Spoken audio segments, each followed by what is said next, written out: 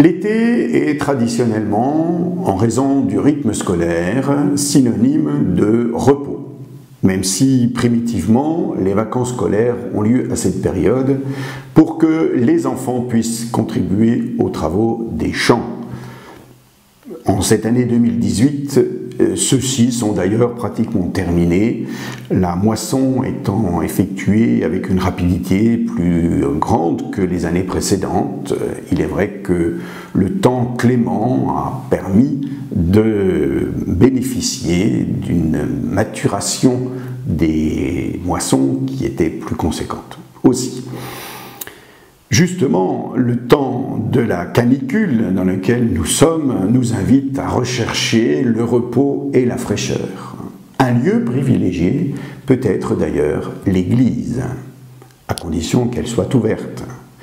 J'ai vu avec grand intérêt qu'il y avait eu des initiatives dans certains cantons d'ouverture des églises, de découverte même des églises, de visite organisée des églises. Car à travers ces visites, il y a une manière de s'approprier notre propre patrimoine.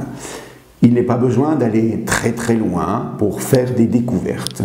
Très souvent, dans notre propre paysage, nous sommes tellement habitués au décor que nous n'y prêtons plus attention. Ce temps de l'été peut être alors l'occasion de prêter davantage attention au décor dans lequel nous vivons, pour comprendre à travers l'admiration du patrimoine ce que nos aïeux ont voulu signifier et ce qui est encore bon pour nous. Il peut y avoir une manière un peu de considérer le patrimoine comme simplement quelque chose du passé qui n'aurait plus aucune utilité et qui serait pour la beauté.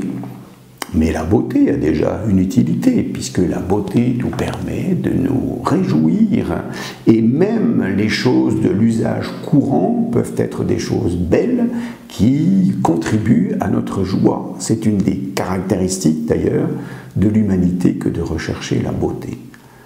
En contemplant la beauté des bâtiments, en contemplant la beauté des paysages, puissions-nous être aussi amenés à contempler, malgré sa faiblesse, la beauté de l'être humain, nous-mêmes et ceux qui nous entourent, pour nous en réjouir et pour remercier celui qui en est la source et l'auteur.